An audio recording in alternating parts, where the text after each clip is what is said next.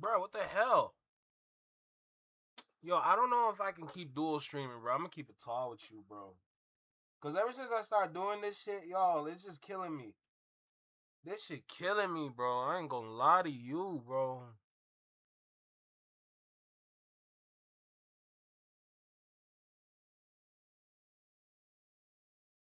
I mean, I'm still recording.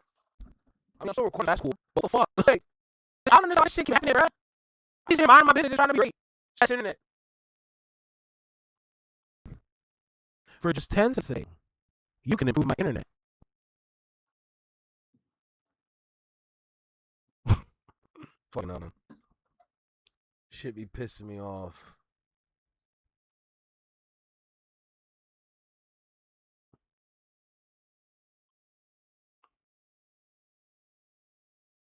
Bro, like literally this shit be pissing me off, bro. Anyway.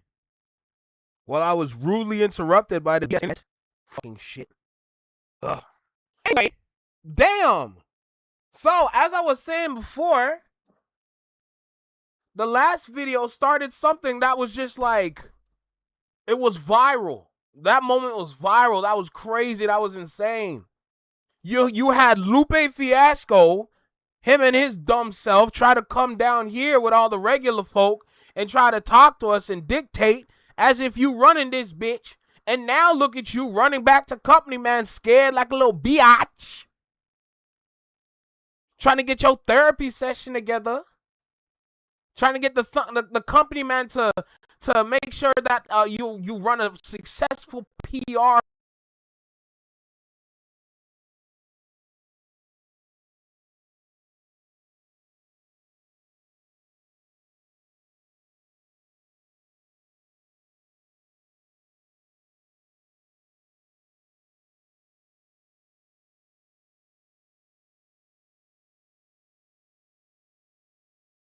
Marketing campaign so they can re-platform you and try to brush this under the rug as if nothing happened. We know what happened, sir. Huh? We will never forget. You lost a lot of fans that day, I'll tell you that. That's not a good look on your part. And that was definitely your part, your fault, your everything. Disappointment. Ridiculous. So, I saw King Green put out a post. I saw him put out a message on YouTube. And he's like, yeah, we're going to have to talk about this one. So, the video is here. It's a good Friday. Weather is decent outside. Oh, let's be real. It's lovely outside. It's just a little hot.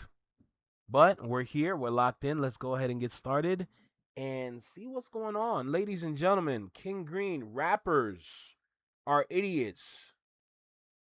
Let's go ahead and get started. Like, comment, share, subscribe. You know the vibe. You tapped in with your favorite Canadian reaction channel that's very innocent and had no parts of whatever happened. So let's go ahead and get started, all right? Let's go. So apparently, I inadvertently started a beef. I said it was hundreds and I'll name them, and we can list them. Where you want to go? We want to start listing niggas, and then let's see how long that list before we start naming one nigga with a record deal. No, I don't. As the better rapper. Just think about it. Say if we had two scientists arguing over gravity without agreeing about what gravity is, we call them idiots. I'm a rapper, so obviously I don't think rappers are idiots. Well, not all the rappers. But there is a problem.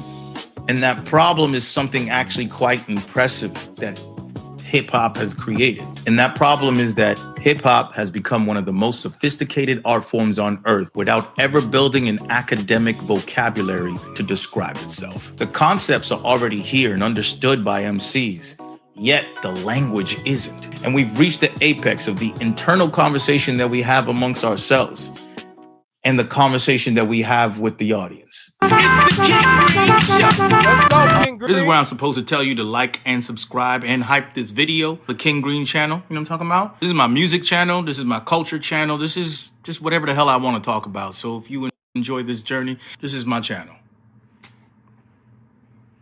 And go check out the music too. I've always had these thoughts about the concepts and framework of hip hop, but didn't have the language. So I studied. I just thought about this and I just figured out how to apply language to the things that I understand. Whereas a lot of times people can grasp these things and not know how to talk about it with people. So apparently I inadvertently started a beef. I saw this on Flex Your Mind Network Live. Yo, what the fuck? What the fuck? Bro, come on, bro. I inadvertently started a beef. I saw this on Flex Your Mind Network Live. I didn't see the whole thing, but I like how what this guy was saying. And it's going to play it to what's going to happen during this live, right? Lyrics don't sell records. That's what this comment said. He said lyricism doesn't sell records. You right? If you think this is lyricism. So they might have been ahead of him, and I ain't talking alphabetical, but they never know the effort. Lupe Fiasco. So I made that lyrics don't sell records video, and I feel like a lot of people misconstrued that concept too. And then Koala applied that to Lupe. And from my vantage point, someone that sold 20 million records, has huge pop hits, also created a record about skateboarding, which was also a love story that highlighted skateboard culture while introducing new people to the culture, persuading people to actually pick up a skateboard. There are kids, there's people, I know them, who picked up a skateboard because of this song, and that happened all over the world. That is the power of writing. And that wasn't even trying to be a hit song, but it was successful because of the power of his writing. So to describe Lupe as somebody who doesn't have that capability, to me, makes no sense. Lupe is actually proof that lyricism can sell records. If you actually break down what Lupe was saying, like the concepts, that's something that almost every rapper would agree with. Now, who's better than who? That comes to an opinion, and that comes to one true way to find out that. And I'll get to that later. I felt like we've been taking just the technical skill of being a lyricist and making that the definition of lyricism, where it was only technical.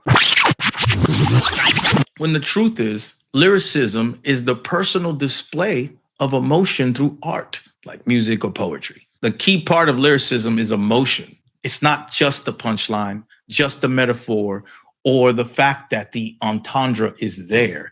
It's what are those things doing and conveying? Why are you saying these things? What is the point? Vapid technical skill is not MCing. Yeah. So let's talk about this Lupe thing. My eyes are big as shit. I know my eyes are big as shit in these glasses. Fuck you. I said it was hundreds and I'll name. Are there 100 battle rappers better than Kendrick? That's an opinion. But if we actually look at what Lupe was saying and describing, he was talking about the technical lyricism of battle rap MCs. At a base level, battle rap MCs have to be very, very proficient at literary devices or rhetorical devices, figure of speech. That's similes, metaphors, puns, entendres. And if you look at my old video about lyricism and rap fans are idiots, you'll see that I believe that there's levels of lyricism. There's 3 levels of lyricism to me. One is directly making a statement, like just the direct statement, I miss you. Then there's number 2, I miss you like the desert miss the rain. Then there's the 3rd level of lyricism, because there's so many layers. It's multi-layered. I can't see it coming down my eyes, so I gotta make the song cry. In this lyric and in this song, he's not only saying that he misses this person, he's also expressing his invulnerability, not his vulnerability. How do you rank the use of literary devices? Like, are entendres better than similes. Foundationally, it's punchlines. So even your stories are made up of punchlines. There's macros and there's micros. So this is what I teach in my class. There's macros and there's micros, right? The micro is what the building blocks of it are. And so that would be similes and entendres and punchlines.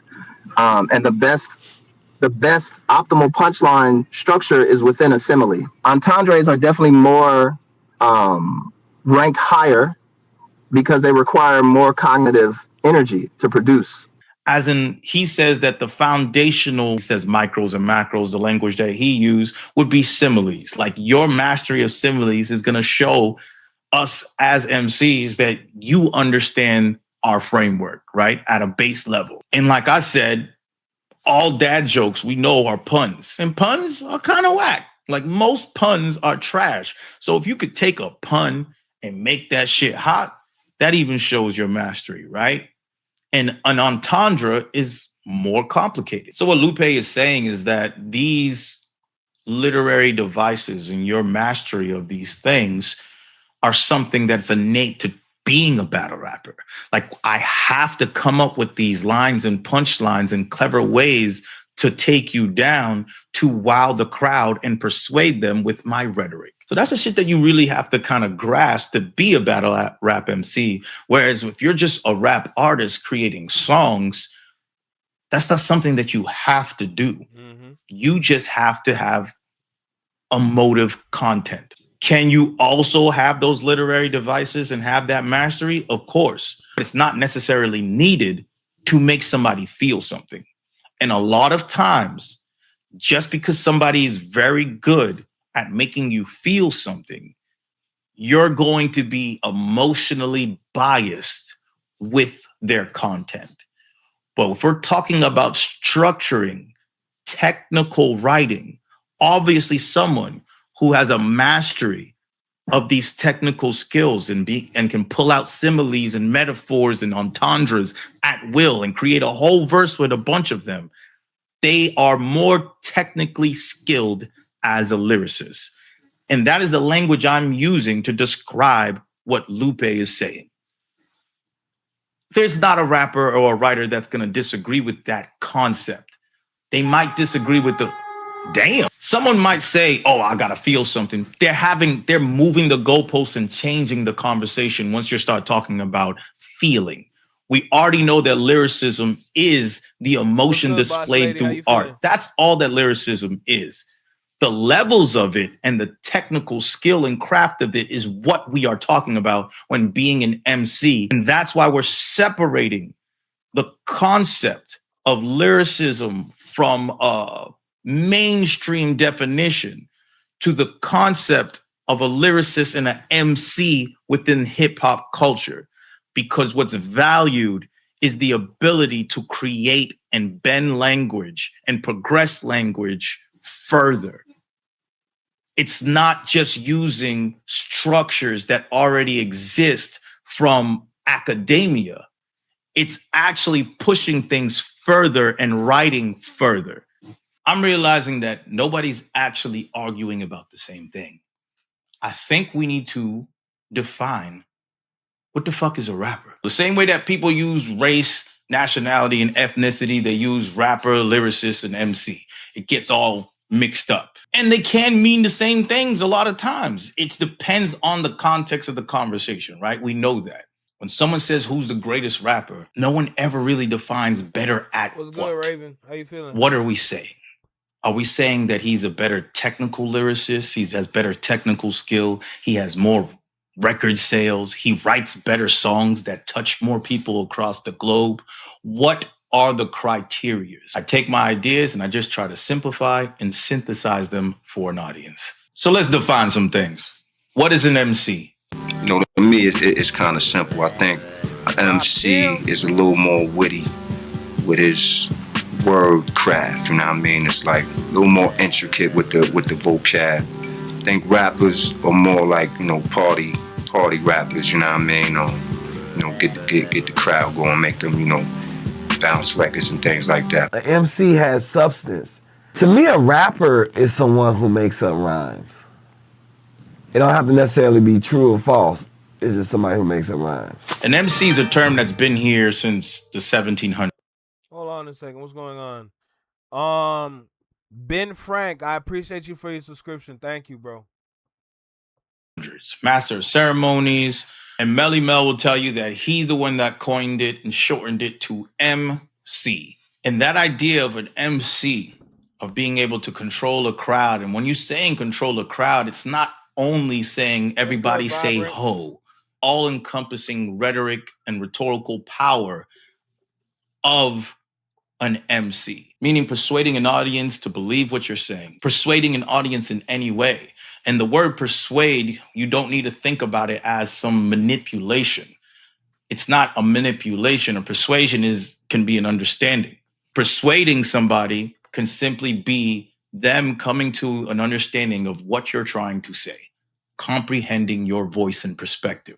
When someone comprehends you because of the rhetoric you use. An MC is a representative of hip-hop culture. Rappers just make songs and they just rhyme. They don't necessarily have to be conceptually bound. An MC is someone who's putting work in the craft. That's wordplay, lyricism, concepts, performance, moving the crowd, all that put together. So you could be an MC and a rapper. You could be a songwriter and a singer. But to develop those abilities of songwriting and MCing, you have to actually put in work. Simply put, you can be a rapper and not be an MC. You just rhyme words and make songs.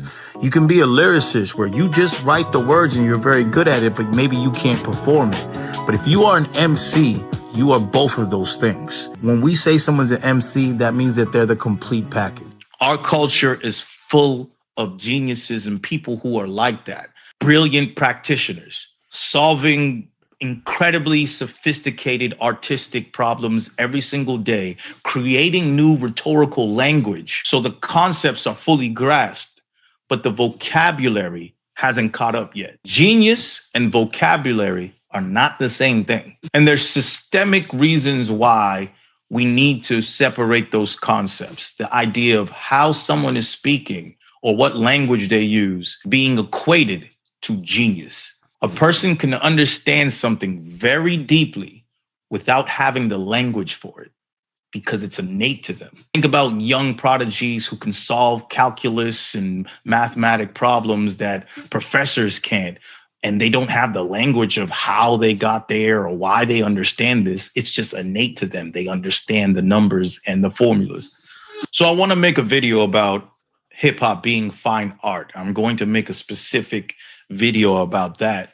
But every mature discipline has its language. And this video is about language. So imagine talking about physics and not talking about gravity or inertia, or having people talk about biology and not using the words phenotype and genotype for the insides and DNA makeup, and not being able to have those terms to actually describe language when we're talking about a concept. In hip hop, we have bars, lyricism, punchlines, wordplay. And a lot of time those things get interchanged when there is truly language and definitions of those words that we can apply. But because it's an oral art form and a cultural one where certain concepts have been made by the culture itself, you can't always apply literature and rhetoric from different cultures to this one. So let's get into why did this happen? It's very simple. Hip hop is a Black American art form that was not born inside universities. It wasn't created by professors. It wasn't funded by institutions. It was created by kids in a park. This entire culture was created and evolved orally, person to person, people talking to each other, community, creating something outside of the mainstream culture completely as a counterculture. So what in turn happens when you have these oral cultures and these oral practices, the skills and the practice actually develop faster than the vocabulary.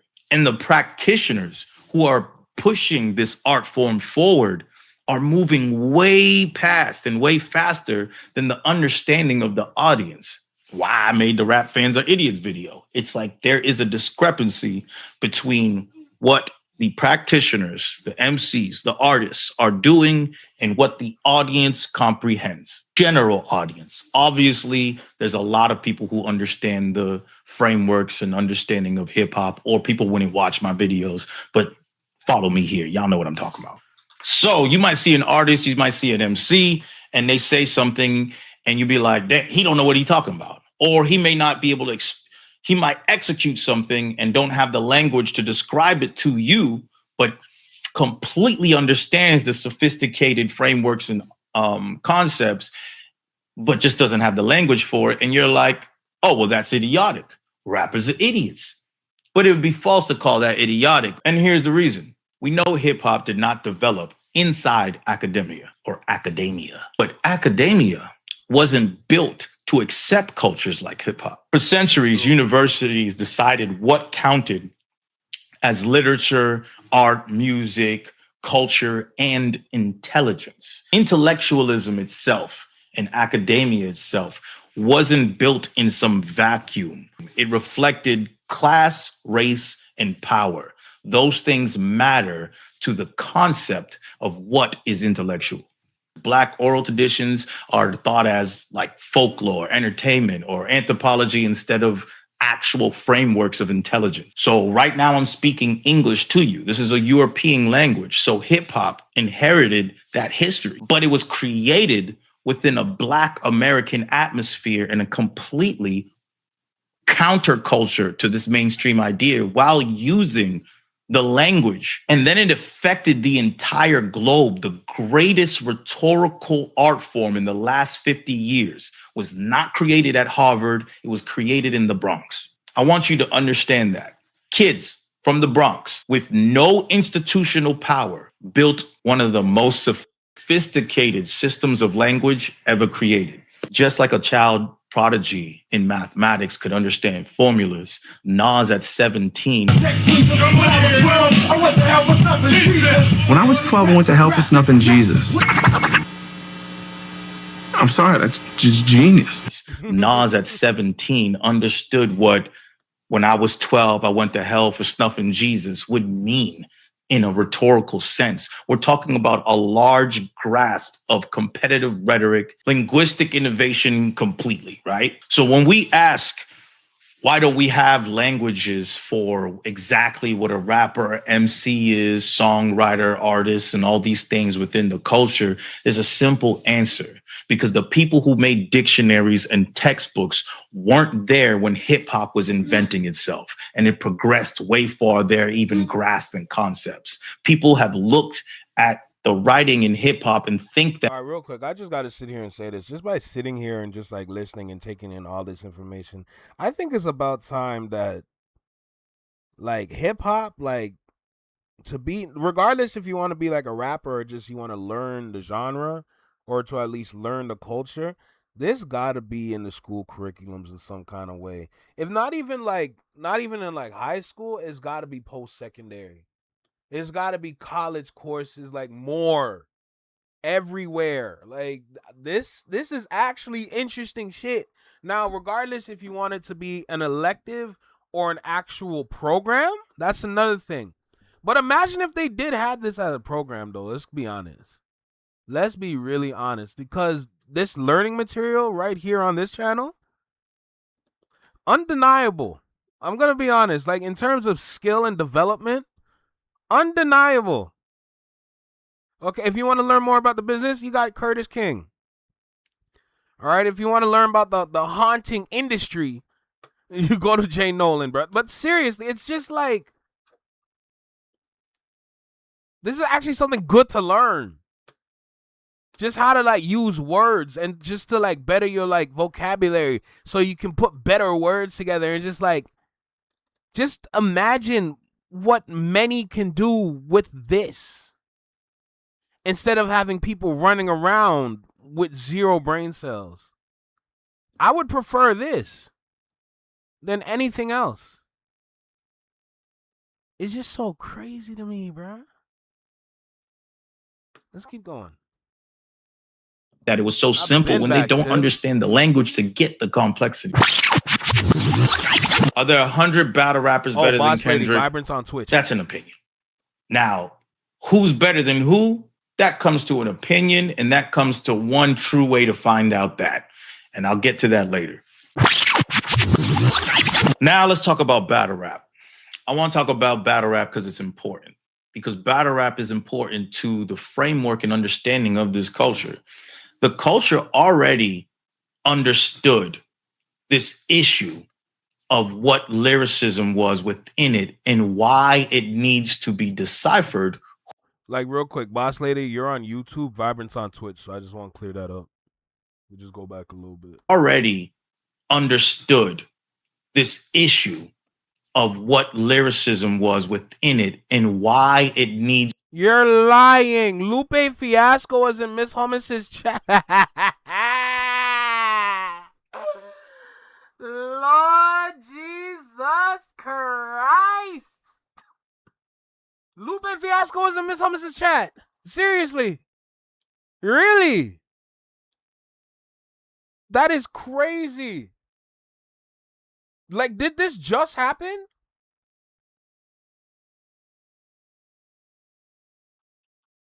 Bro, this... Okay. So clearly that's breaking news. I have to say this. Brother, what El Janelle did for you on Culture United, sir. That was your PR save. Regardless if it worked or not. That was your PR save. My guy.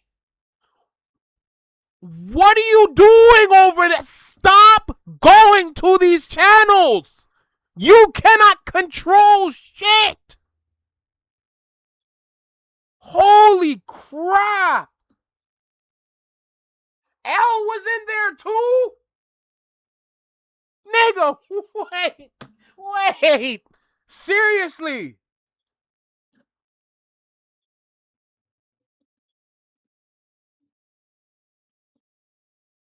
What is happening? What the fuck? What is happening? I did not start this. What is happening?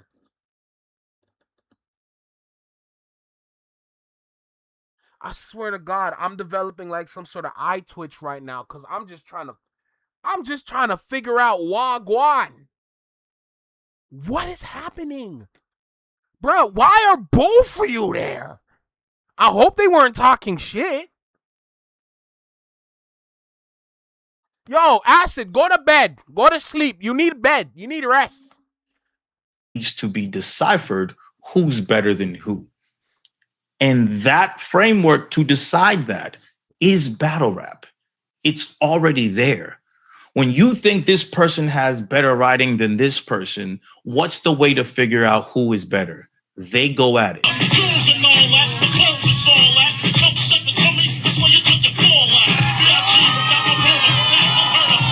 There's no other way. If two people have similar technical skill from the audience's viewpoint, there's only one way we could figure out who's better. Obviously, if you're talking about freaking Lil Yachty versus Black Thought, we don't need to see that battle. No offense to Lil Yachty. I like his music, but I'm just saying he should know that he's not a better lyricist, technical lyricist, than Black Thought. But if you're making an argument of who's the better rapper and the lyricist between Kendrick and J. Cole and Drake, that needed to happen. Songs, the obvious personal beefs and all that, there was a lyrical rapper debate between these within the culture and their fan bases, and that shit got settled. I don't care what nobody talking about. It got settled because that pressure was there on them, and they come from the culture. So they felt they had to do that. And this is because lyricism is one of the few areas that can actually be put in direct competition with each other. Angles, punchlines, rebuttals, schemes, crowd control, the performance. These are all shared expectations inside the culture. When two elite artists clash, the battle becomes hip hop's laboratory for testing verse craft. And that was the problem that we had with the Kendrick Drake Big Three battle, is that people were putting in things that had nothing to do with the battle. with the angles and punchlines and craft of it, because that's what we are judging on, not digging up detective work to see if something was true or this and that. That's gossip. That's the surface level rap idiot consumer perspective. So in closing, music, poetry, film, jazz, all develop theory to understand and speak language into their concepts and craft. Hip hop is doing this now. Mickey Fax is doing this. Lupe's doing this at MIT. It's happening as we talk in real time. And I want to have Lupe on. I want to have Mickey Fax on. I want to actually have this conversation about the future of academics and hip hop. Hip hop became too sophisticated and important for them to deny it.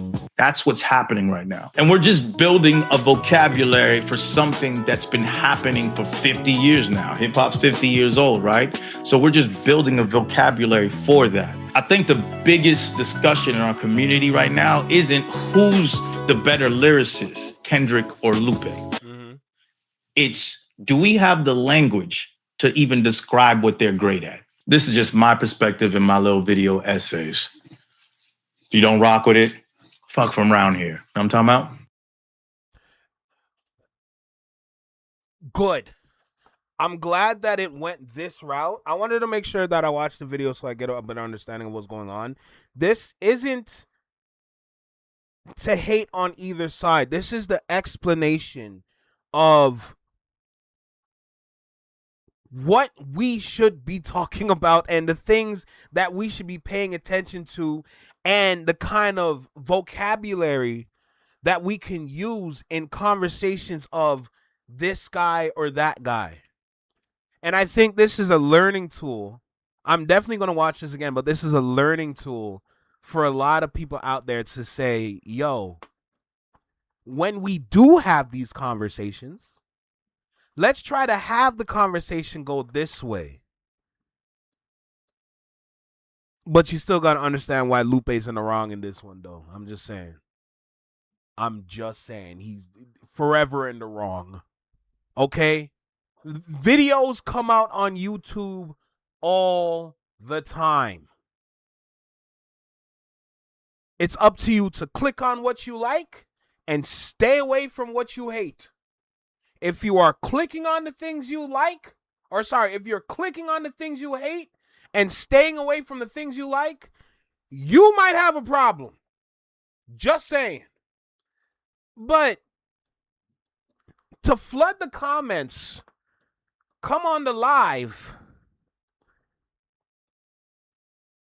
and to move the way you move, you know Koala is an animated individual. You see it in every live stream, regardless of which one you want to look at. He has been the same person consistently and never stepped out of his own character ever.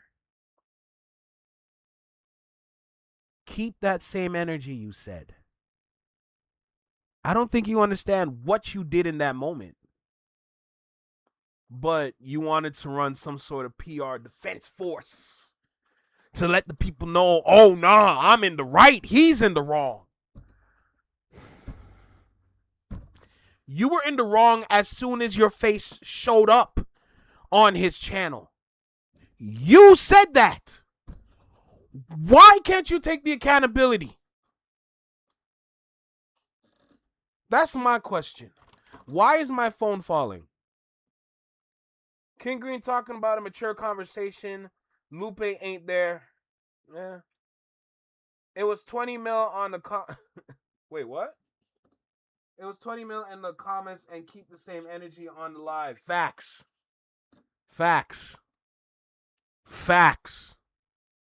Lupe is in the wrong in that situation. I need a lot more people to understand that. And by people, I'm talking about these bigger channels out there, because the theory or the idea that you guys are running with does not apply. Trolling where? Trolling how? What you consider trolling based on the examples of trolls out there does not apply here. To some that might not make sense, but you need to understand who you are talking about before you talk about them.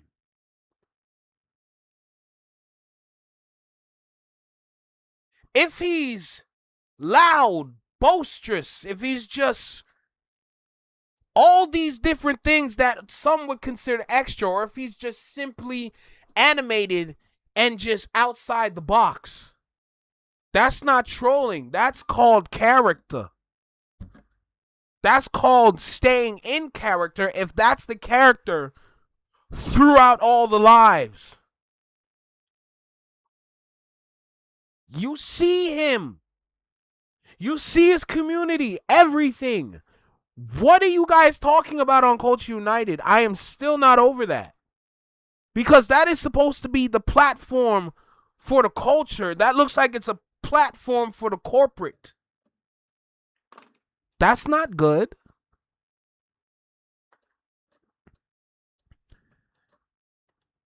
All I can say is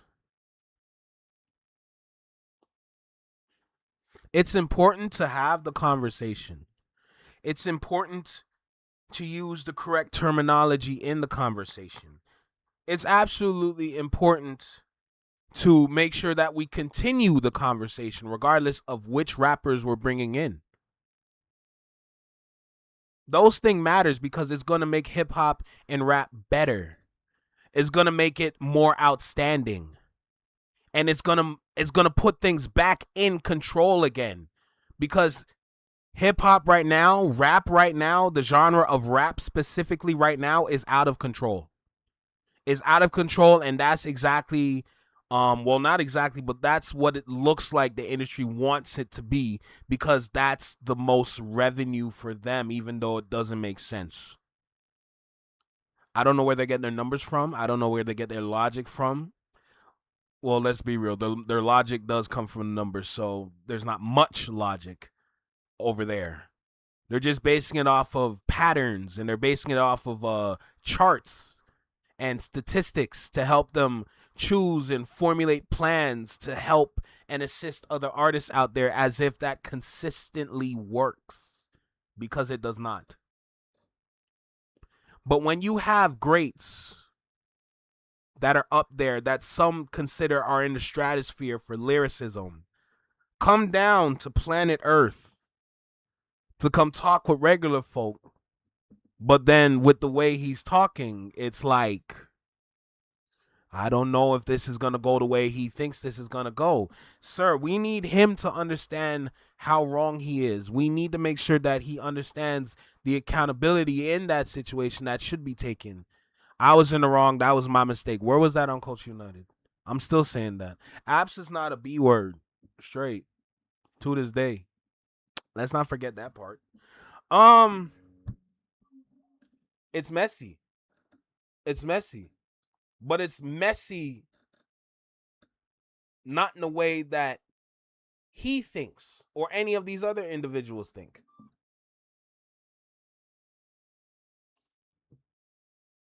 PK what? Anyway, let's boy. King Green been on fire lately? Facts. Absolutely.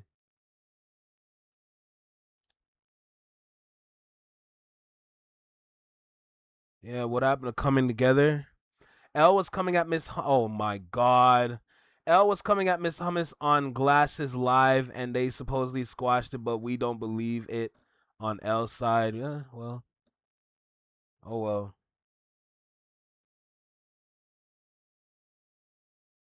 But anyway, I will accept the learning material, and I will make sure that I study the learning material so I can use it in the future.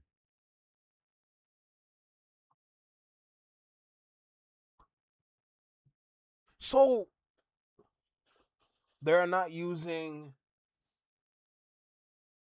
inferential statistics, just descriptive without true inferential statistics. You are only measuring subjectively. Dang, I missed it. Yup. Let me see what Vibrant said again. They are not using inferential statistics, just Descriptives without true, only measure subjectively.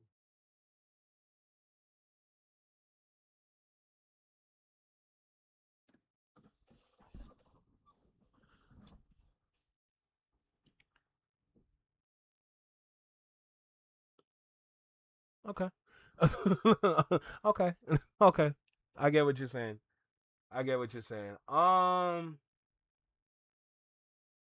Yeah, what Vibrant said.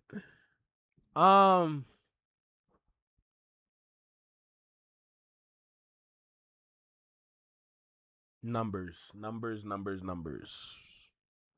From what I've learned and from what I've seen. Now, it does apply to Toronto. It does apply here. But there is some form of statistics being used. That's all I know. Now, is this a universal fact? Maybe not necessary. Maybe you don't need statistics to kind of help and guide artists. But it does exist. It does exist for sure. It does exist for sure. So, what a descriptive statistics. Yes. Yes, there we go. I'm disappointed.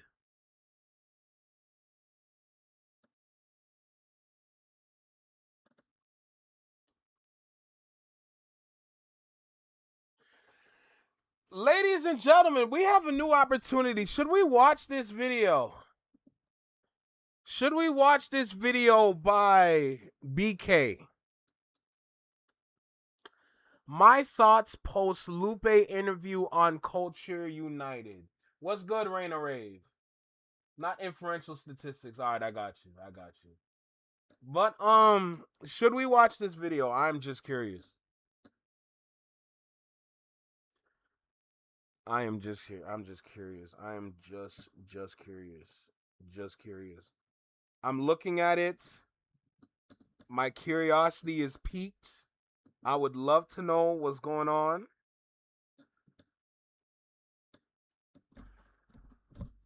I want to say yes. I really want to say yes, but I don't know.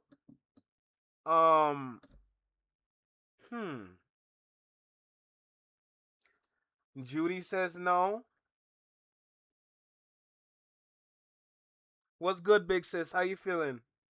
You in the bushes? I want to do it. I'm not going to lie. I'm curious. Is she going to double down? Is she going to walk it back? I'm just curious, man. I'm not going to lie. I'm curious. I know Judy said no, but my mind is telling me yes. Like, she needs to be disappointed in herself. I think the I'm disappointed is the caption that's going to attract people. I don't think she's going to take accountability for what she said. I think she's going to double down on what she said.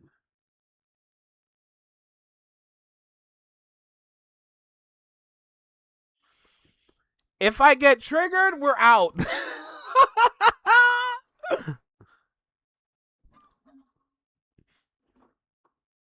What's up, family? Welcome back to another episode of Look at the Material podcast. I'm your host, BK, and today, apparently I have to clear some things up. Let's look at the material. So a misunderstanding was brought to my attention, not by the person that has an issue with me, but by somebody else, which in and of itself is disappointing to me because I feel like we're peers in this space as creators. And so you could DM me on Twitter, on Instagram, hell, even YouTube has DMs now. So I just feel like if you have an issue with me just going forward in the future, just reach out to me, because if that were to happen, I would have clarified my position and I would have made it clear, oh no, that's not what I was saying. This is what I was saying. But instead of that happening behind the scenes like I would have hoped, I have to make a video about this because I'm going to clear up my character. I'm going to clear my name. So I want to back up a little bit before we get into the misunderstanding and give y'all some context leading up to the interview we had with Lupe on Culture United. First of all, I just want to say I love Culture United. I love representing Culture United. I am a proud representative of Culture United and co-host of Culture United. And so any like slander to that platform, I do take personally.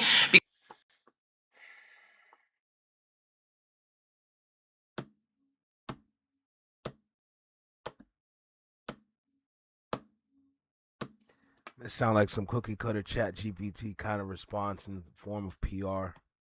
Because we're putting blood, sweat, and tears metaphorically into putting together these lengthy live streams. Elle and Justin helping to book really key people in the space. We had Boots Riley on this year, which was incredible. We had Nick Grant on this year, which was incredible. And usually, if you're familiar with the show, we have a couple main topics that go on for 2 hours. And then we have the second show where, you know, if we have an interview, we'll debrief the interview, or we read super chats, you know, and the people that are doing super chats and the people in the chat kind of lead the conversation. And that's when a lot of things can kind of be extrapolated on and expanded on. I understand the lives are like anywhere from 4 hours to 7 hours, and it's a lot. So you may not see all the context. You may not see the entire video. And to be honest, I don't blame you for that. But just know that if you don't watch the live from the beginning to the end, you may be missing key context, which is why... No! Bull! Reaching out to clarify would be the best course of action in my opinion, but I digress. So before we had the interview with Lupe, to be honest, I thought we were gonna talk about that for like a little minute and then talk about the BET Awards and other stuff, but I feel like now zooming back out, I see that with a week-long crash out, with popping up on different podcasts and lives and all that stuff. So now you wanna say he's, you know what, no, this is a black woman. We treat them right. This is a black woman. We treat them right. I don't need to do all this. I don't need to do all this because that could be attack on my character. I love black women. I put black women first. I appreciate black women. I put, you know what I'm saying? Like, come on. I'm birthed from a black woman, so I gotta make sure, you know, I come straight, but keep it tall. Now you want to say he's crashing out though.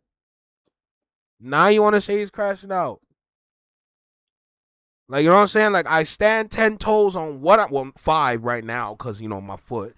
But, like, I stand on my foot and I'm here and I'm letting you know, like, that is not the individual that I am for real. Like, I love black women to death. All my friends know that's great. But, honey, please, come on.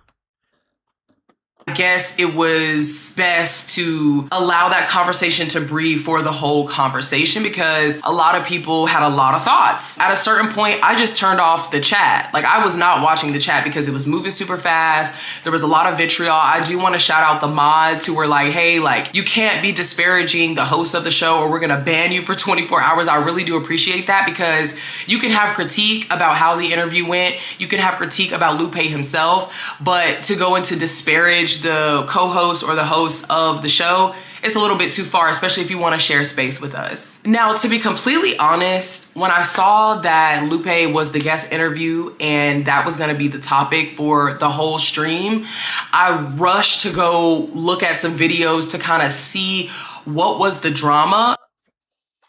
30 seconds and then opinion. It's something that takes time to look into.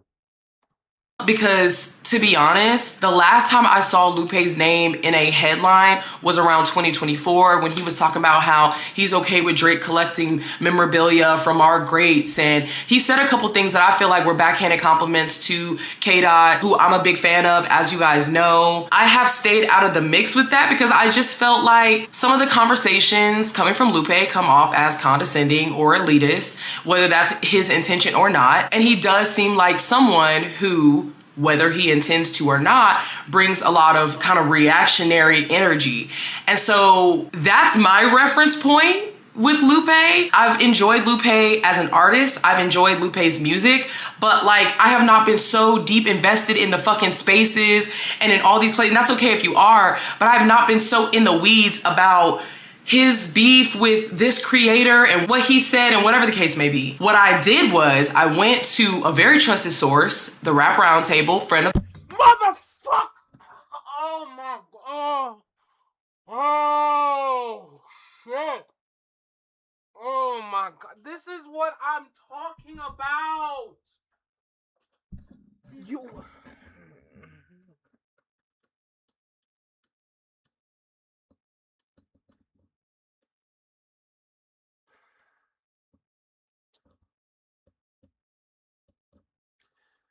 Bruh, come on, bruh. Come on, bruh. The show, and I watched their video on Lupe. I watched about 95% of the interview in preparation for the interview on Culture United. And I think he was just kind of like in the chat and they had like invited him on. Like, I don't know if it was pre-planned or anything like that. And from what I got from that interview, that mind you got really combative at a certain point, was that, okay, when we go into the interview with Lupe, I'm gonna play the backfield. I'm gonna speak whenever I've been called upon, but I clearly don't have enough lore and context to have a really strong opinion about this. And from what I heard Lupe say on their platform was that there was a creator who made a video about how lyrics don't sell records. And it was called like the Lupe fiasco problem or something like that. I'm not familiar with the creator. I'm not familiar with the video that, you know, Lupe saw, but apparently he hopped on there and was like, well, I've sold records and I'm a lyrical nigga, so don't use me as, you know, an example. And they had a back and forth, and within that back and forth, he said 100 niggas is better than K-Dot. It's 100 unsigned MCs that I can name that's better than K-Dot. And then actually when I saw the clip again, because they pulled up the clip on the Rap Roundtable, he said hundreds with an S, and then started naming off like a couple people. And so watching this from the peripheral, I thought the whole beef was Lupe Fiasco says 100 MCs that are unsigned are better than Kendrick Lamar. And I just kind of rolled my eyes at it, honestly, because I was just like, okay, this is the same person that had, you know, K-Dot's name around his name in 2024, and it was combative, and it was reactionary, and it was arguing, and it would let me finish, and bulldozing, and all that stuff. I said, baby, this seems like a cycle. This seems like a rinse and repeat. And so I don't know that there's anything that I can say to convince him different of his worldview. And I don't even know if it's my place to convince him different of his worldview. So this idea of like holding him accountable, it's like in order to hold someone accountable, they have to accept accountability, accept that they did something wrong or said something wrong. And it doesn't feel like he feels that way. And I can't make him feel a different way. So now there's some other comments that we'll get to in a minute, but that's just my POV coming into the conversation. I'm not a huge Lupe fan. I don't work with or around or for Lupe. I am a regular ass bitch. I am in a master's program in fucking Dallas, Texas. I work as a massage therapist on the weekends. I have a regular ass life. And so I just didn't have, I guess, all the lore that I needed to understand why I should be so mad at Lupe. I actually saw the headline or half the headline and rolled my eyes and went about my day because I was just like, it just seems like more drama in between an artist that may have resentment for another artist. And that's just that. Now going back to the phrasing in contention, something that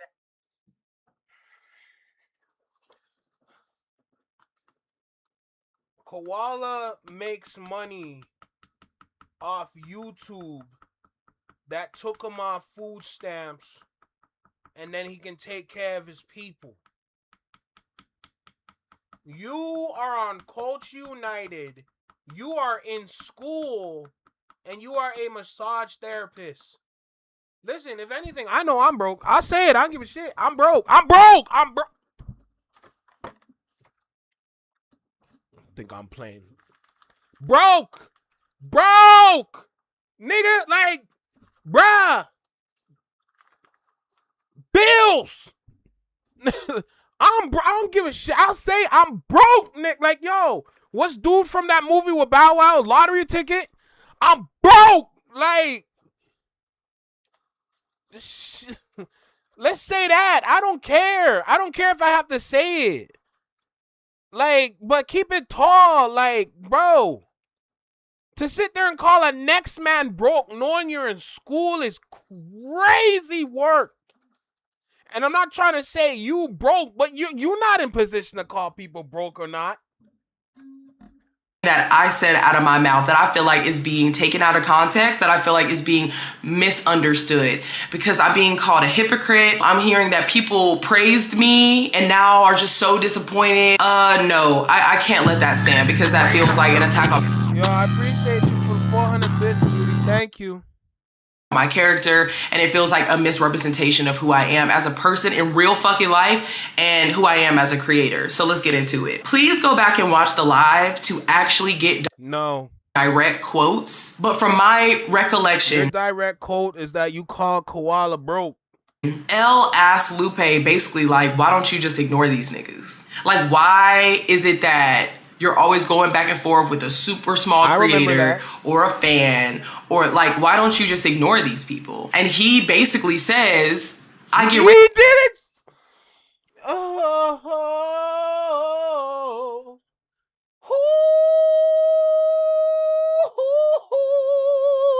Rage baited. Like, I get on Instagram and I get on YouTube just like y'all, is exactly what he said. And he said, if I see a caption that's crazy with my face on it, I click on it, I respond. And he said something like, I keep my enemies closer.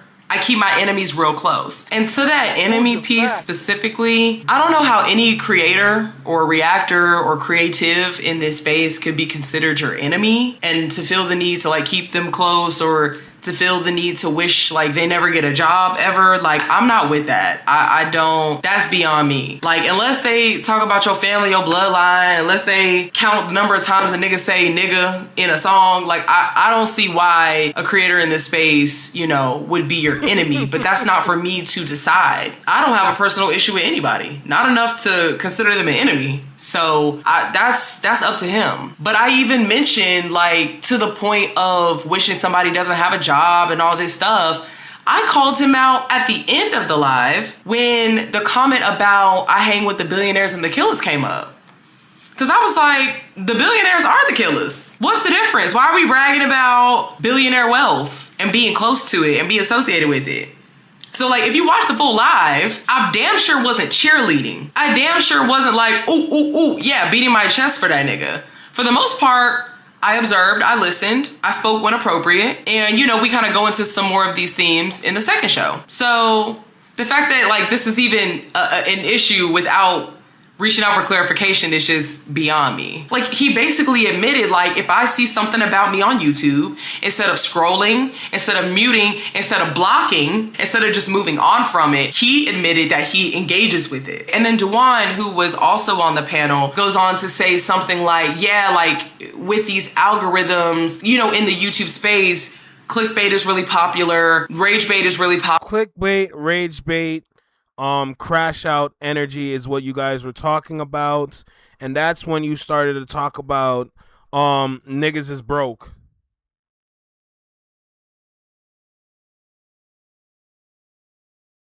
So they're gonna try and follow the algorithm so they can get a little money in their pocket. Popular, making your thumbnail look a certain way so people, oh, they go click on it, making your caption a certain way so, oh, people go click on it. I mean, that's just like regular marketing, whatever the case may be. And sometimes it'll lean into exaggeration. Sometimes it'll lean into rage. Sometimes it'll lean into something that's gonna strike your emotional core in order to get you to click on it. That isn't saying anything necessarily about the creator. Sometimes you have just purely rage bait platforms that it's just like, okay, that's slop. But like, we all title our videos in such a way or do the on the fucking thumbnail in such a way to get someone to click on it. There are thousands and thousands and thousands and thousands of videos being posted. Look how many videos I have that have no views and I'm doing that same shit. You're on Culture United, okay? You good.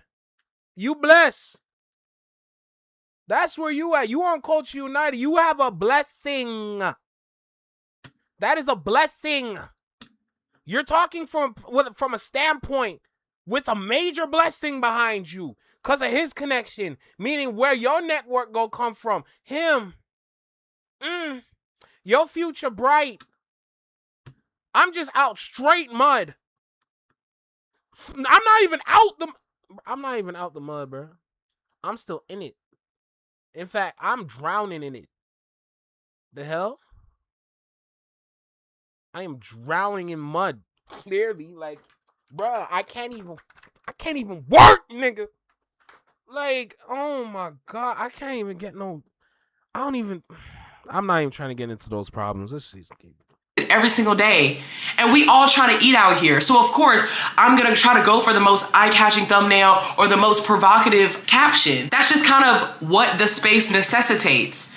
And so fast forward to my point, I think I even say before I said I just want to zoom out. I just want to zoom out because y'all know I love a macro view of things. I say I just want to zoom out and talk about just the nature of the space.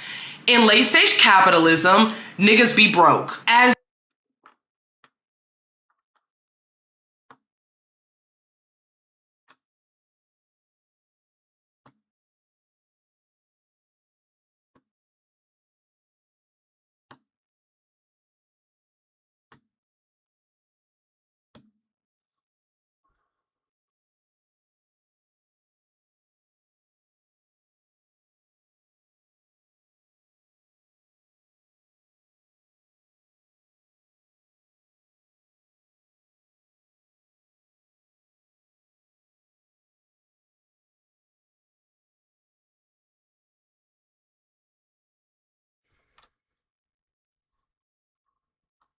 You gonna bring up capitalism now when you showed your capitalism on Culture United on Wednesday.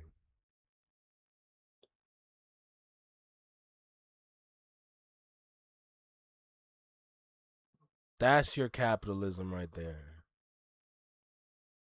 You showed your capitalism on Culture United. You showed which side you stood on that Culture United live stream. You can't just flip-flop. You can't flip-flop back and forward of the line of capitalism. With the skin we have, we are not warranted.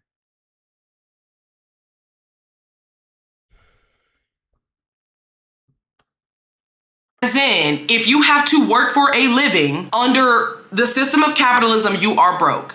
If you can't sit back, relax, and let your assets roll in, you're working class, you're a proletariat, you're broke as well. There's even 100,000aires and millionaires in that still have to hustle and grind every single day for a wage, for a living. Now, they may be a part of a petite bourgeoisie class, but if you're having to work to earn wages, and you can't just sit on your ass and collect money in your sleep for real, then you're in that category too.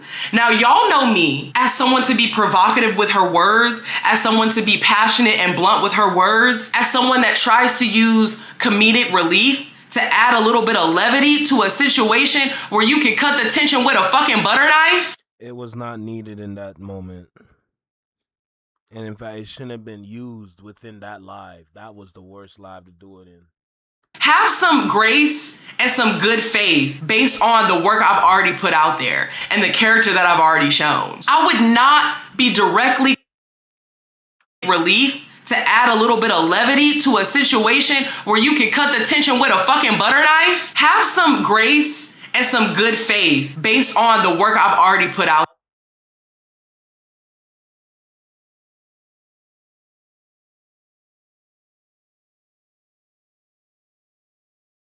You want grace and good faith. There and the character that I've already shown. I would not be directly calling somebody broke in an elitist way or in a classist way. As I said, I was not familiar with the creator involved, and so how would I directly be talking shit about somebody I don't fucking know? I was speaking about the space as a whole, which is fucking true. That the algorithms that are being coded by these people, by Elon, by This is what we doing? Hey! Oh, yo, this is what we doing? This is what we doing? Yo, someone call my African uncle, cause... Hey! Yo! What?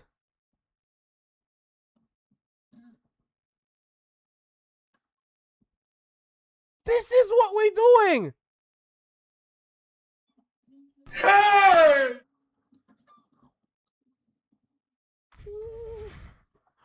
bruh.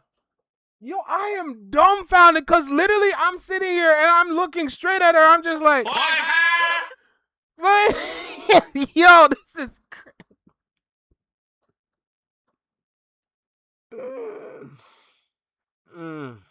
Jesus Christ. Jesus Christ. Like, literally, my brain is just like,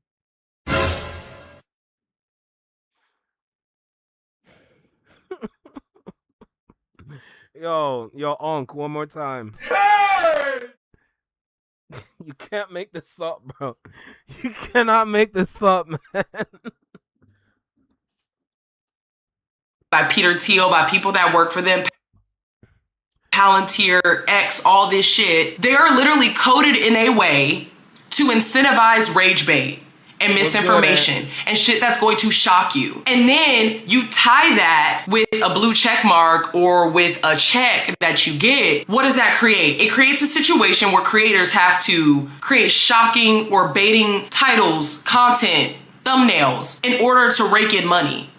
And I think that's fucked up. I think that's fucked up on behalf of the crafters of the algorithm. I think that's fucked up that we live in a media environment where billionaires and trillionaires have bought the shit up, that are creating these kind of like psychographic profiles on us to see what makes us upset, what do we do when we're upset, what do we buy when we're upset, etc., etc., etc., and making money off that shit. I even likened it to the casino, and you're pulling it and you got an endless feed, an endless refresh. We know that the nigga yelling and veins popping out the neck and all that shit. Some of my most vitriolic and excitable videos are the highest viewed videos. Like my Jack Harlow video where I'm standing up and I got the coat on and You still don't get it.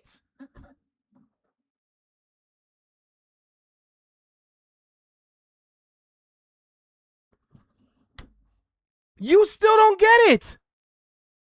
all that shit. Some of my most vitriolic and excitable videos are the highest viewed videos. Like my Jack Harlow video where I'm standing up and I got the coat on and I'm yelling at him and I'm doing all this stuff. That immediately went crazy. Not just because Jack Harlow was viral, but because I was angry.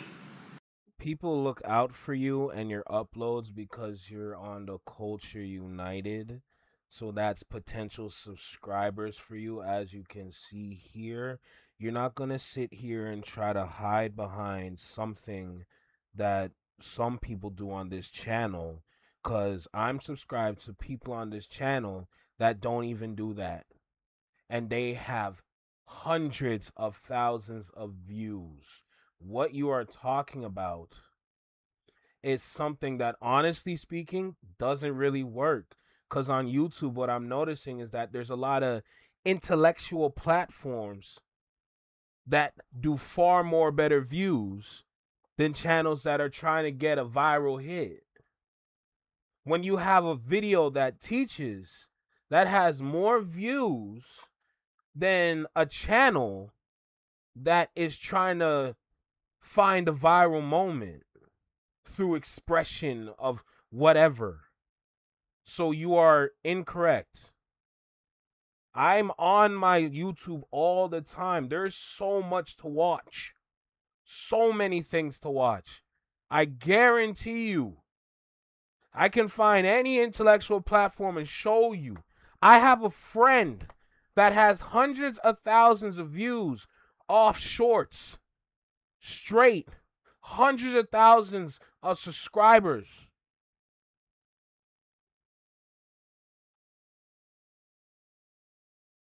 That's cap. So whether it's baiting or rage baiting or clickbaiting or whatever, we all do it in the space. We're all incentivized to do it in the space. And that was my larger point of view. Me being like, let me zoom out and actually try to unify this conversation has always been my angle. And it's particularly the angle that I take on Culture United. Because oftentimes, as y'all know, not only am I Gen Z, but based on my personal upbringing, I don't have the repertoire or like the deep lore and knowledge and history of a lot of these hip hop.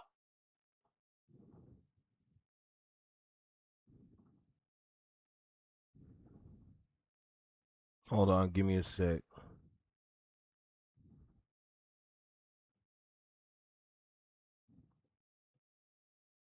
moments, but I do bring in a worldview and a politic and kind of a socioeconomic, social justice kind of angle, and I feel like that's valuable too, which is why I feel like Justin even tapped me for the gig. That's what I contribute to the space. So why would I ever zone in on one individual creator that I'm like peer-to-peer with, or like I'm horizontal to, or whatever the case may be, that I'm probably smaller than? I have like one of the smallest channels of like people involved in the space. If you go to my profile right now, I got 2 like hour-long videos on fucking Love Island. It's a Love Island summer right now. I'm literally watching Love Island right now because I also have a show with my sister, Watch It Sister, where we watch reality TV and we give our thoughts. Like, you won't find no fucking drama about no Lupe shit or whatever.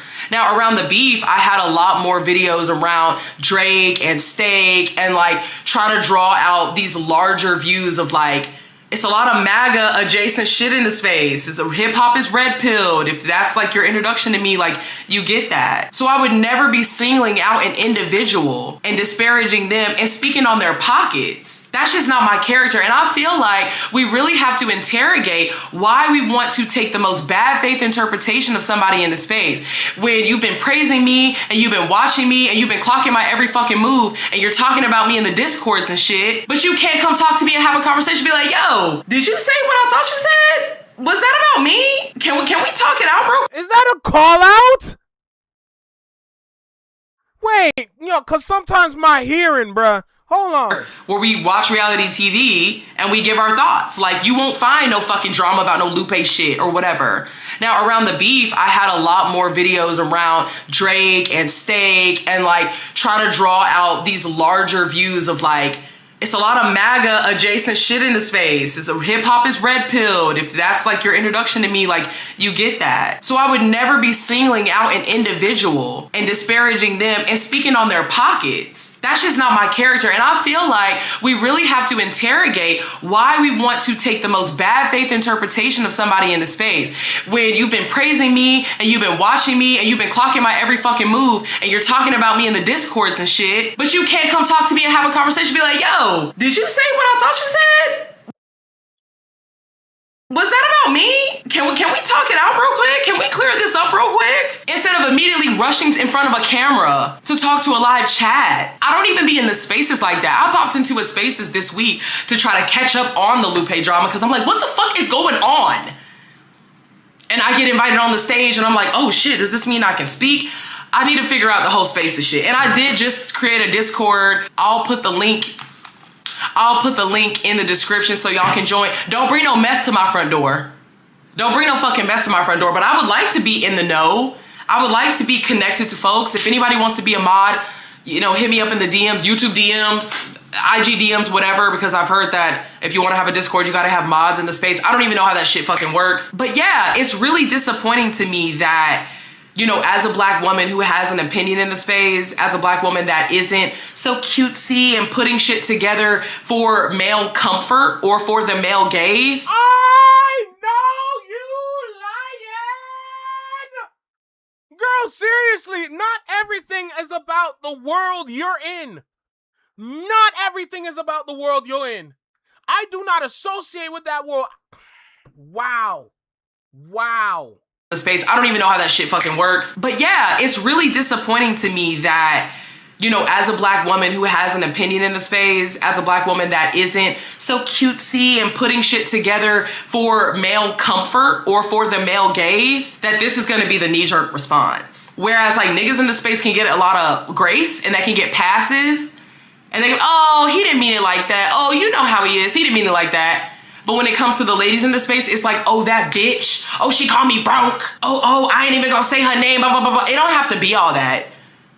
It don't have to be all that because I didn't even know what the fuck was going on with the Lupe situation. Tried to do a little bit of due diligence before the interview so I wouldn't look like Boo Boo the fucking fool when they're asking questions. I pull up and for the first 50 minutes, we're just talking about lyricism and how people define it and parts of speech and literary devices and shit. That was the first hour. And then, of course, Justin, with his journalistic technique, kind of eases in and says, okay, so like battle rap versus mainstream. Can we compare them? And then we inch into it a little bit further. So do you think 100 MCs is better than you? And then we inch a little further into it. I think it was a really good interview. I think you have to understand what the medium of Culture United is, though, at the same time. People are begging for accountability and not really detailing what that actually looks like, or not even understanding the space. Justin was a former editor-in-chief of HipHopDX. Just a couple weeks ago, he was moderating a panel at the Grammy Museum. He's gonna come to this interview and to this space with a different angle, with a more journalistic angle, with a more curious angle, with a more, I'm gonna ask an open-ended question and let the person kind of just give their spiel. Now, if you disagree with their spiel, or you feel like it was a bunch of word salad or deflection, or it was lies, you have to take that up with Lupe. Like, I don't know what you want me to do or say, but I felt like listening to, you know, kind of how combative some interviews with him got informed the way that I showed up. I literally told Mogo, I said, yeah, I'm just gonna kind of take a seat back because I'm not a big super fan. I don't really have a dog in this fight. I absolutely love Kendrick, and so if I hear something crazy about Kendrick, I'll say something about that. But I think we just gave him the platform to speak his mind. And I think it turned out to be a really good interview. Whether you agree or disagree, that's up to you. But I just think that for the purpose of Culture United and for the purpose of us as co-hosts and hosts, I think that it achieved our goal. Now, something that I do want to address that I had no idea about, people kept spamming ABSA in the chat, and I was like, what is this with ABSA? Like, at first I thought people were saying he had issues with Absol, and I was like, okay, what's the issue with that? Whatever. And then I keep seeing people say ABSA, and then I saw a super chat. Finally, we got to the second show and somebody did a super chat that was like, okay, but what about this situation with ABSA? I still don't know the details on that, but from what I'm surmising, Lupe called ABSA a bitch. He called her out of her name. That is completely unacceptable. And I think Justin mentioned on the panel that Lupe's conversation with Skip and Jashawn, they immediately jumped on that. And I wasn't able to catch that either. Like, there's hours and hours and hours and hours of footage and context and background that I totally tapped out of. I literally graduate next month. There's just a lot going on in my life right now. But apparently, Lupe called this black woman out of her name, and that is fucking unacceptable. Please believe when that comment came up, I said, oh, absolutely not. I don't feel any type of way saying that's absolutely unacceptable. We know all well, men can't call women bitches. You can.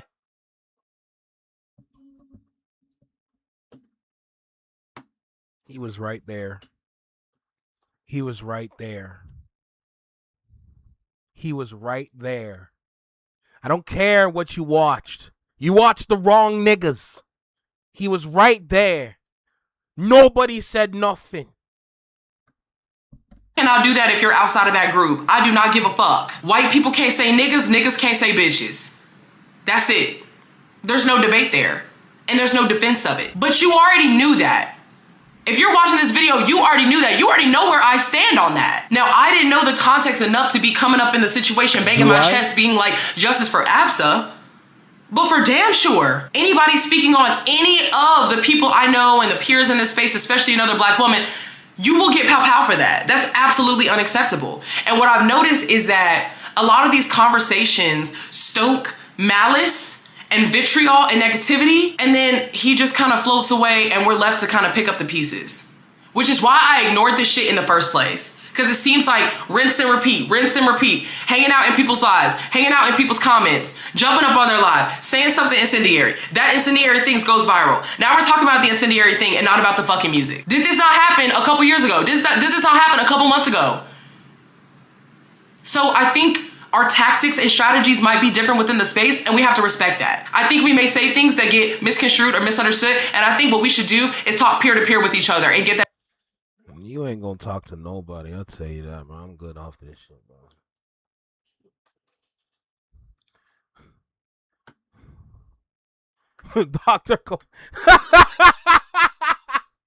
Dr. Quality knows best. I'm sick. I'm god that sick. Oh, my bad. Let me take that picture off. My fault. Hold on. Let me take that picture off real quick, bro. Let me take that picture off. Y'all like that? You know what? Hold on. Wait. We got to do this one time. Hold on. Give me a second.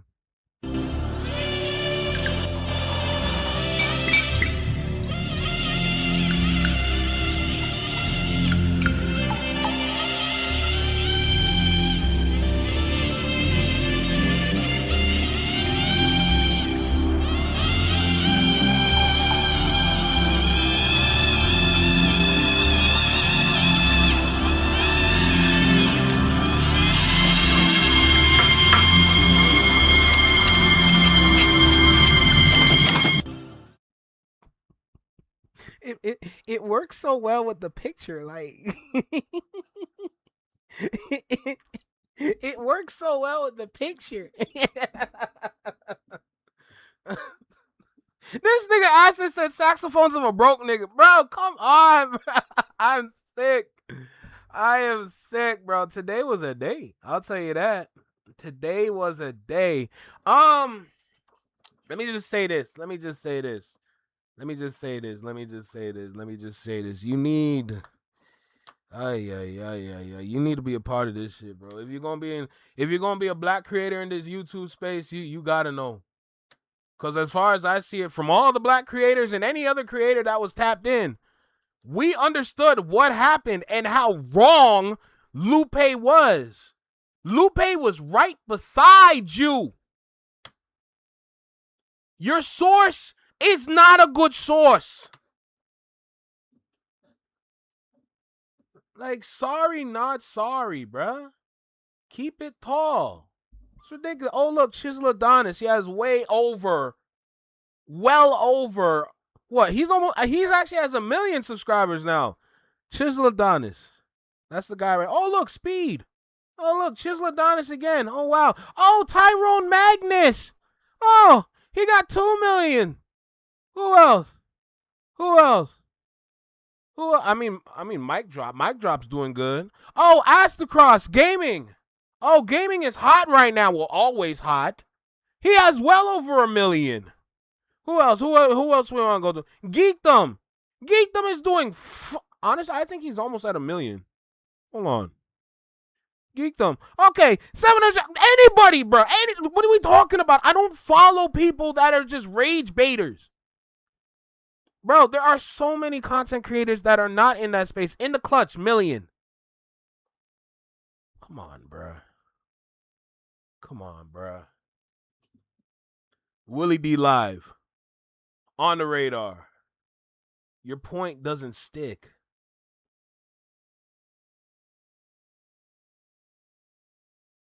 With an open suitcase is wild. Lucky 10p. What more can I say, man? Like, let's be real. But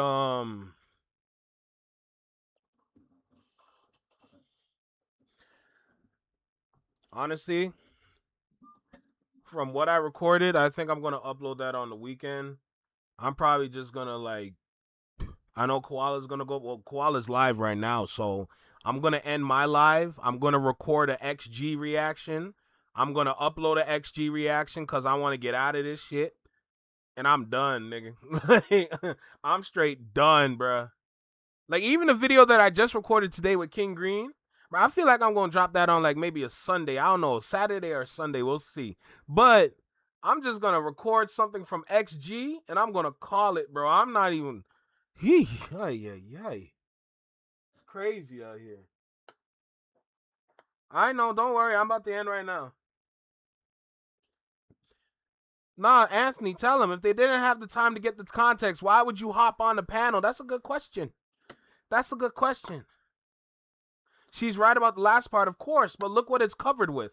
But Justin knew all of this ahead of time, but gave Lupe a platform to speak because I explained it yesterday. That was a PR stunt to cover up and to kind of cushion Lupe fiasco to make him feel better. L was hired. We heard it from Read My Soul. L is Lupe's PR. That's the PR manager right there. She ran the play.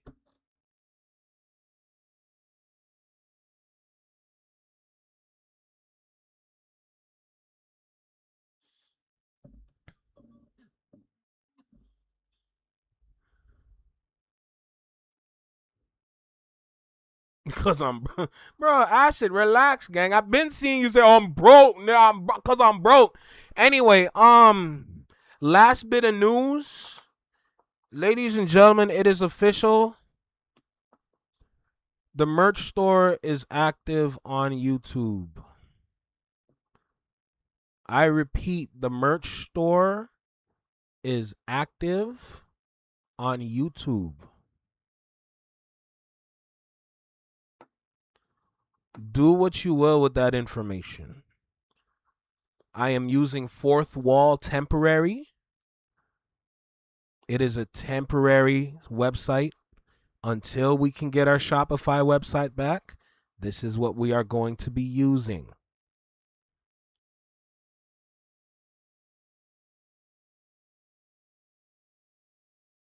I've put up some items. It is a very simplified version of my original store that was deleted. But I made sure to put some things on there. Okay. Exact. There you go, David. So, if anybody would like to buy some merch, I made sure to provide some designs that I believe are substantial. Remember, I run with a bunch of streetwears around here, streetwear brands around here in Toronto. I have worked and made some art for some streetwear designs or streetwear brands out there, sorry.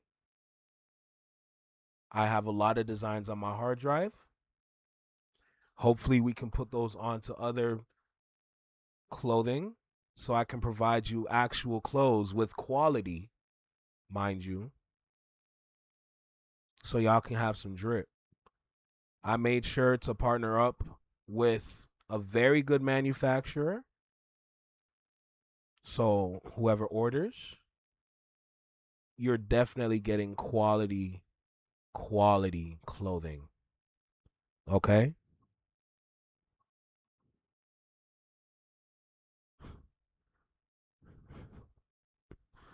God damn it, Acid. This nigga trolling. See, look, a troll. Look, there's a troll in the chat. Oh, I'm not hurt. Motherfucker. But yeah, the merch store is up. Go tell a friend to tap in, get some merch. All right. Designs are nice. They're good. You want to show it? Sure. Sure. Let us go to the YouTube studio. And we're going to go down to here. And then we're going to go over here. We're going to go to shopping. And then we're going to scroll down here. Ugh, Jesus. So how's everyone day today? Give it a sec.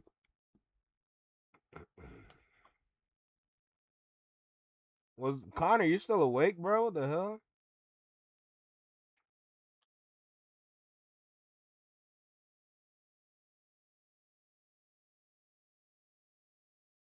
They nearly beat Argentina.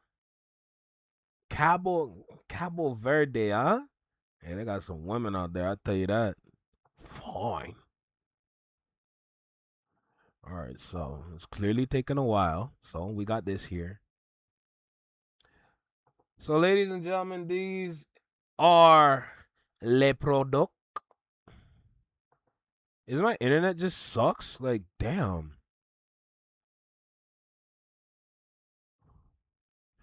All right, let's go to the store. Let's go to the store. Let's go to the store. Visit shop.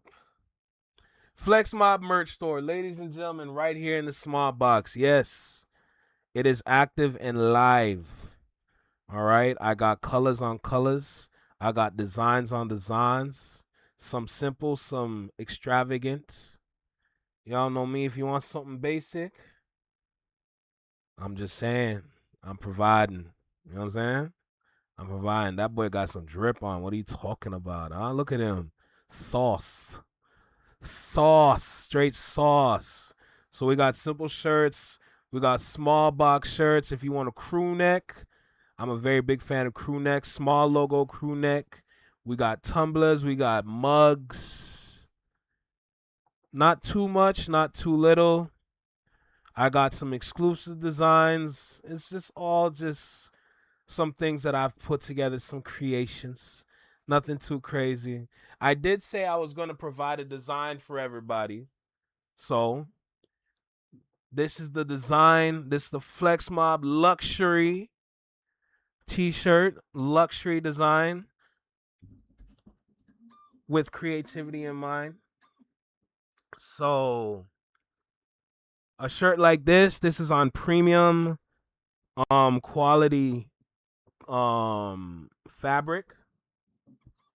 So it is thicker. There's some shirts here that are thicker than others. Please pay attention to the details. I cannot stress that enough. If anybody is out there that is familiar with GSM, please, please look into the GSM, because GSM is going to determine how heavy a shirt is. So if I was to feel this shirt, this I would say personally be like around 350 to 400. That's a little thicker. All right. If you want something that's around 200, that's a little thin. That's the first shirt. I'll tell you that for sure. Do those cups come in liters or fluid ounces? Josh, are you serious, bro? It's a cup, gang. Like, it's ounces, but seriously. Yo, oh my God. Yo, you still trolling? Like, what the hell? What the hell? But yeah, this is the merch store. Something small that I have put together. All right. So if anybody's interested, if anyone want to support the channel, buy some merch. It's all here. I got a lot of colors for y'all. Remember, I go with streetwear first, so there are some colors that are not there, but there are colors that do look good. There are colors there that will make you look good. If you want outfit designs, you can either DM me personally. I will provide you some drip. Okay? I will provide you some drip. I'll just say that. Something as simple as this shirt. This is simple, right? This is a simple shirt. The idea is, what can you put on to make this sauce?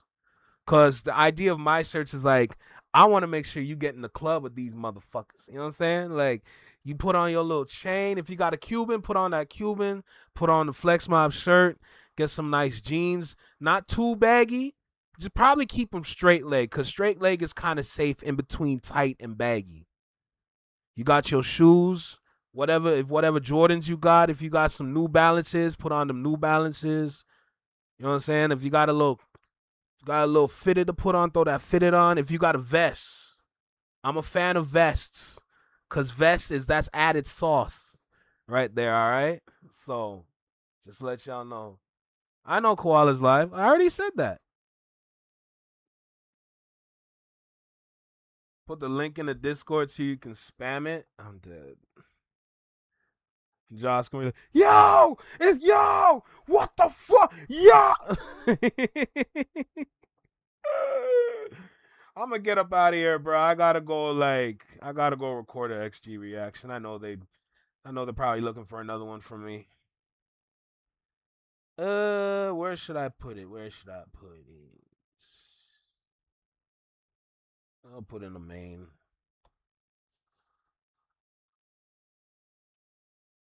You read Panda Dunks? You see, you already know.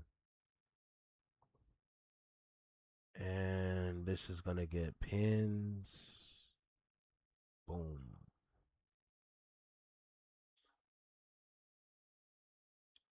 Yep, W Stream, W Flex Mob. Y'all already know. I'm gonna go live tomorrow. Honestly, I could go live every day. My leg broke. I ain't going nowhere. I can go live every day if I really wanted to. Oh, important news. I might not be live on Monday. Monday's my surgery. That's the day I'm scared of. I'm not gonna lie. Monday's my surgery, and that's a scary thought right now. I'm not gonna lie, cause I do not want my dance career to be over. So yeah, that's another thing.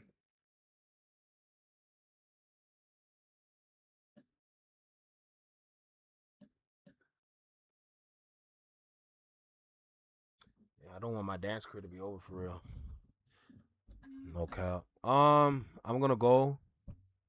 I'll be in the Discord. I'll be in the Discord lounge chilling after I do my XG reaction. So just keep that in mind. And I'm gonna get up out of here, y'all. Y'all know what it is, all right? All right, y'all. Take care. Be well. Be safe. Stay true. Be you. Live long and long live. Peace. Have a great day. Have a great night wherever you are in this world. Thank you so much for stopping by. I greatly appreciate it. Don't forget to take care of your family, your friends, yourself, and your people, the right people. And don't forget to be an outstanding individual on this place that we call planet Earth. All right? Peace, y'all.